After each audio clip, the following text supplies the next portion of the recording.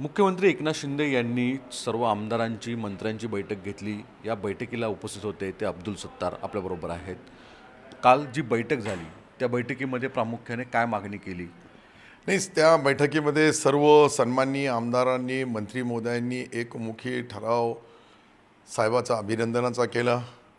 काही अशा संकटाच्या काळामध्येही जे रिझल्ट आलेला आहे ते रिझल्ट सन्माननीय एकनाथ शिंदे साहेबांच्या नेतृत्वाखाली ज्या लोकसभेच्या निवडणुका झाल्या त्यामध्ये मोठ्या प्रमाणावर शिवसेनेचे लोक निवडून आले. काही थोड्या थोड्या मताने पडले आणि 7 लोक जे निवडून आलेले आहे, तर हे सर्व निवडून आणण्यामध्ये सिंहाचा वाटा हे सन्माननीय मुख्यमंत्री महोदयाचा होता. मुख्यमंत्री महोदयांना पायाला भिंगरी बांधल्यासारखा, सामान्य कार्यकर्त्यासारखा सन्माननीय मुख्यमंत्री फिरले, सभा घेतल्या, नियोजन केलं आणि त्यामुळं हे यश मिळालं. परंतु जे पडले त्याच्याबद्दल ही चिंतन मंथन सन्माननीय मुख्यमंत्री महोदयांनी केलं. त्यामध्ये अनेक कारणं, त्या कारणामध्ये आज काही मी डिटेल बोलणार नाही, परंतु ह्या सर्व गोष्टीचा विचार करून पुढच्या विधानसभेला हे आपला 100 सीटचा टार्गेट घेऊन चालायचं असे आदेश आम्हाला देण्यात आले. की सर्व तयारीने लागा, आपल्याला किती जागा मिळतील ते तिन्ही पक्षाचे लोक मिळून आणि ठरवतील आणि सन्माननीय मुख्यमंत्री महोदय जो निर्णय घेतील तो अंतिम राहील असा एकमुखी ठराव आमच्या सर्व मंत्र्यांनी आणि सन्माननीय आमदारांनी केला. आणि पुढच्या रूपरेषा आणि दिशा दाखवताना काही आम्हाला मार्गदर्शन मुख्यमंत्री महोदयांनी केलेलं आहे. त्या मार्गदर्शनाच्या माध्यमातून काय करायला पाहिजे, कसं करायला पाहिजे, कशा पद्धतीने करायला पाहिजे, सर्वाच्या भावना जाणून घेतल्या आणि पुढची रूपरेषा दिशा मतदारसंघामध्ये काय काम करायचं, कसं काम करायचं, कशा पद्धतीने निवडून यायचं, हे सर्व आम्हाला जे आदेश दिले त्याचं पालन आम्ही आमच्या मतदारसंघासहित जी जबाबदारी मंत्री म्हणून आमच्यावर दिल्या जाईल ती सर्व पार पाडू. बरोबर. मुख्यमंत्र्यांच्या उपस्थितीत आपली जी बैठक झाली त्याच्यामध्ये काल शंभूराजेंनी स्वतः मंत्री महोदयांनी सांगितलं की जे लीड देऊ शकले नाही ते आम्ही स्वतः पायउतार व्हायला तयार आहे कॅबिनेट मंत्रिपदावरून. हे खरंच आहे अशा स्वरूपाचं? कारण की तुमच्या मतदारसंघातही हा प्रश्न उपस्थित झाला. नाही, माझ्या माहितीप्रमाणे अशी काहीही चर्चा त्या ठिकाणी झालेली नाही. आणि विशेषतः म्हणजे आम्ही सरांना विनंती केली मुख्यमंत्री महोदयाला की कदाचित शेतकरी बांधवांच्याबद्दल विचार केला तर त्याचा फायदा निश्चित आपल्याला निवडणुकीमध्ये मिळू शकतो. शेतकरी संकटामध्ये आहे, काही नुकसान भरपाईचा पैसा राहिलेला आहे. गेल्या वेळेस जे सरासरी पाहिला तर 42% 45% उत्पन्न झालेलं आहे आणि ते केल्यानंतर वेळेवर पाऊस पडला नाही आणि न पडता जास्त पडला. अशामुळं शेतकरी मोठ्या अडचणीमध्ये आलेला आहे आणि शेतकऱ्याला मदत करण्यासाठी कदाचित कर्जमाफीसारखा निर्णय आपण मुख्यमंत्री महोदयाला आम्ही विनंती केली, केंद्र सरकारशी चर्चा केली आणि याला कदाचित न्याय देता आलं तर मला वाटतं की निश्चित याचा फायदा शेतकरी जो संकटामध्ये त्याला संकटामधून बाहेर निघाला एक संधी द्यावी. आणि ही जी संधी म्हणजे शेतकरी बांधवांनी आपला घाम गाळणं, रक्त जाळणं आणि माल पिकवणं, वेळेवर भाव राहत नाही, कधी भाव मिळतो कधी मिळत नाही.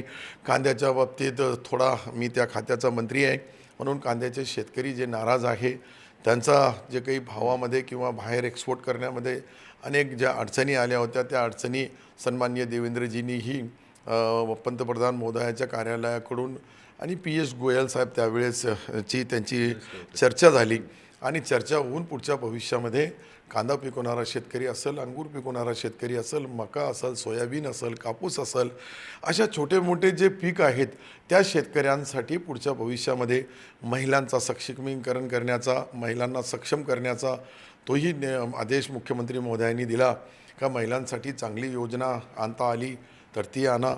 आणि आम्ही एक विनंती केली का सगळे सोयरेचा GR काढता आला तर ते तात्काळ काढावं जेणेकरून जरंगे पाटील साहेब जे उपोषणाला बसलेले त्याच्यामधला मार्ग शासनाच्या वतीने निघाला तर त्याचा फायदा निश्चित पुढच्या भविष्याच्या राजकारणामध्ये होऊ शकतो. अशा अनेक गोष्टी अनेक आमदारांनी, अनेक नेत्यांनी त्या सर्व मांडल्या आणि मुख्यमंत्री महोदयांनी 4 तास सर्वांशी चर्चा करून एक एक गोष्टीचा बारकाईने एक एक शब्द लिहून घेतला आणि सर्व मंत्र्यांना वेगवेगळ्या जबाबदाऱ्या दिल्या, कसं करायचं, काय करायचं. अनेक ज्या सरकारच्या योजना असतात त्या शिवसेनेच्या आमदारांना त्या योजनेपासून वंचित राहून ते जे निधी वितरित करतात त्याच्याबद्दल अनेक चर्चेमधून भाग केला आणि मला वाटतं की सन्माननीय मुख्यमंत्री महोदयांनी जे जे आदेश दिला त्याचा 100% पालन आमचे सर्व आमदार करतील आणि विधानसभेच्या निवडणुकीमध्ये मला असं वाटतं की याचा परिणाम निश्चित आजच्या ज्या 2 मिटिंगा साहेबांनी घेतल्या त्याचे परिणाम दिसतील. बरं, जरांगे पाटील फॅक्टर फार महत्त्वाचा ठरला मराठवाड्यामध्ये, शेतकरी मोठा फॅक्टर ठरला, पोलरायझेशन खूप मोठ्या प्रमाणामध्ये झालं, त्या संदर्भात स्पेसिफिक काही सूचना केल्या गेल्या का? नाही, निश्चित सूचना केलेली आहे का बारकाईने जे काही संविधानाच्याबद्दल कुशंका आल्या होत्या त्या शंका दूर केल्या आणि सन्माननीय पंतप्रधान महोदयांनी संविधानाची पूजा पहिल्याच त्यांच्या मिटिंगमध्ये केली. तर याचाही अर्थ लोकांमध्ये जे संभ्रम होता तो दूर झाला. विशेषतः मायनॉरिटीचे मतं मोठ्या प्रमाणावर भारतीय जनता पार्टीच्या विरुद्ध गेले.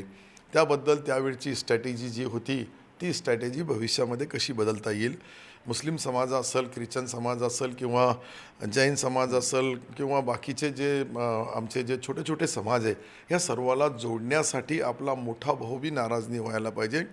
आणि हे सर्व करताना शेवटी जरांगे पाटील साहेब सहित बाकीचे जे ओबीसी नेते आहे यांच्याशी चर्चा करून मुख्यमंत्री महोदय अंतिम निर्णय घेतील. बरोबर. शेवटचा प्रश्न सर, मुळात तुमच्या मतदारसंघामध्ये जे लीड नाही आलं त्याच्यावरनं तुमचं आणि दानवेंचं खूप वाक्ययुद्ध खूप गाजलं. या संदर्भात आता तुम्हाला काय, कारण की या सगळ्या गोष्टींचा कुठे ना कुठेतरी परिणाम खाली पूर्ण इम्प्रेशन इतर मतदारसंघामध्ये होतं आहे. मी प्रामाणिकपणाने 17 सभा घेतल्या. मी पहिलेच बोललो 9 सभा त्यांच्या स्वतःच्या भोकरदनमध्ये बी जाऊन 9 सभा घेतल्या आणि त्यांनी स्पष्ट कबूल केलं की जनता जनार्दनाला महाराष्ट्रभर आपण ते पाहिलं, देशभर उत्तर प्रदेशसारख्या राज्यामध्ये त्याचे परिणाम दिसले. तर या काही सर्वसामान्य माणसांनी मतं दिली नाही ते त्यांनी कबूल केलं. तर आता तो विषय संपलेला आहे. विषय असा आहे का राजकारणामध्ये मी माझ्या पद्धतीने 17 सभा घेतल्या नसत्या तर मग वेगळी माझ्यावर त्यांची नाराजगी असते. आणि मी सभा घेतल्या, त्यांच्यासोबत घेतल्या, त्यांचे जवई त्यांचे जिल्हा प्रमुख 10 दिवस माझ्या ऑफिसवर होते, आमच्या कार्यकर्त्यासोबत विरोध होते. काही कार्यकर्त्यांनी निश्चित मी कबूल करतो आहे की काही कार्यकर्त्यांनी काम करताना कुठं कुचराई केली, कुठं कमी पडले. तर याचा निश्चित परिणाम आणि राहिला प्रश्न त्यांच्या मुलाच्या मतदारसंघामध्येही त्यांनी स्वतः कबूल केलं की त्यांच्या मुलाच्याच मतदारसंघामध्ये ते कमी आहे. तर काय त्यांच्या मुलांनी त्यांच्या विरुद्ध काम केलं का? परंतु कसं आहे, 5 टर्म झाले, 25 वर्ष झाले म्हणून काही लोकांमध्ये संपर्क कमी असल्या कारणाने आणि विशेषतः देशाची जबाबदारी त्यांच्याकडे होती आणि देशाची जबाबदारीमुळं मला असं वाटतं की लोकांना दररोज कुठेतरी सुख दुःख लग्न कार्य चांगल्या वाईटमध्ये खासदार महोदय हजर राहावे. परंतु कोणताही खासदार इतका वेळ देऊ शकत नाही अशा पद्धतीने. पण लोकांच्या भावना असतात आणि भावनेमध्ये ते काही एकटा फक्त आपण पाहिलं तर मराठवाड्यामध्ये एकच आमचा संभाजीनगर औरंगाबाद एकमेव सीट आमचा शिवसेनेचा आमच्या जिल्ह्यामधून निवडून आलेला आहे आणि माझ्यावर बी ती जबाबदारी होती. तीही जबाबदारी आम्ही आमच्या पद्धतीने पार पाडली, यांच्याकडची जबाबदारी पार पाडली. आता थोडीफार त्यांची नाराजगी असेल तर निश्चित त्याच्याबद्दल भारतीय जनता पार्टीने आमच्या मतदारसंघामध्ये सर्वे करावं. आमच्या लोकांनी काय काम केलं, आम्ही किती काम केलं याच्यासाठी सन्माननीय उपमुख्यमंत्री महोदय देवेंद्रजीने कमिटी बनवावी आणि मी किती काम केलं याचं मूल्यमापन करावं आणि याच्यामध्ये कुठेही आमचं चुकलं असेल तर जरूर बोलायला पाहिजे. परंतु थोडा आता ते हारल्यानंतर माणसाला थोडाफार दुःख होतो आणि त्या दुःखाच्या भरारीमध्ये ते काही बोलले तरी आमचे मित्र आहे आणि मित्रपणामध्ये काही आज नाही, आमचा शब्दाचं युद्ध अनेक वर्षापासून चालतं. परंतु त्यांना हरण्यामध्ये 6च्या 6 विधानसभा मतदारसंघामध्ये ते कमी पडलेले आहे. माझ्या एकट्या मतदारसंघामध्ये कधी कमी पडले असते आणि बाकीच्या याच्यामध्ये जास्त असतं. आता माझ्या मतदारसंघापेक्षाही जास्त जी लीड तुम्ही पाहिली तर त्यांची तिकडची पाहिली असेल. पैठणमध्ये सर्व हायेस्ट मायनस येते. तर पैठणचे तर खासदार बी निवडून आले आणि ते त्याचे आमदार तिथलचे स्थानिक आमदार बी आहे. परंतु हे पहा, हरल्यानंतर काय असतं, कोणाच्या तरी डोक्यावर खापर फोडावं असं नसतं. हरले तर आपल्यामुळे हरले, जिंकले तरी आपल्यामुळे जिंकले. आम्ही तर हरतो तर म्हणतो का आम्ही कुठेतरी कमी पडलो, जिंकलं तर सर्व कार्यकर्त्यांनी निवडून आणलं.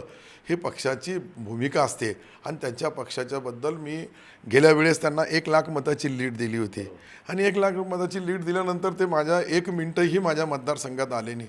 आदरणीय एकनाथ शिंदे साहेबांनी त्यांना बोलले, आमचे उद्धव ठाकरे साहेब सिल्लोडला आले होते त्यावेळेस बी नाही आले. मला त्याचा काही वाईट वाटण्याचा काही प्रश्न नाही.